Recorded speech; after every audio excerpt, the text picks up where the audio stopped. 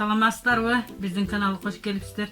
Бүгүн биз колбаса менен жумурткадан даярдалган тамак көрсөтүп беребиз. Бизге эки эле азык керек болот. 150 грамм колбаса, 4 жумуртка.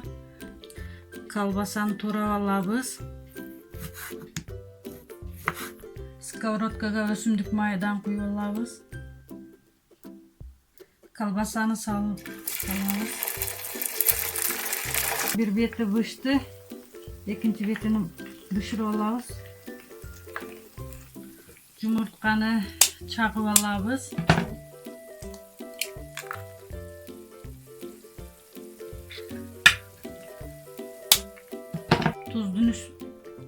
Jumurtkanın üstüne tuz seyip alabız.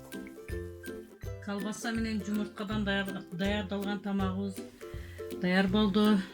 Sizler de dayardap көрүңүздөр. Биздин каналга кошулуңуздар. Саламатта калыңыздар.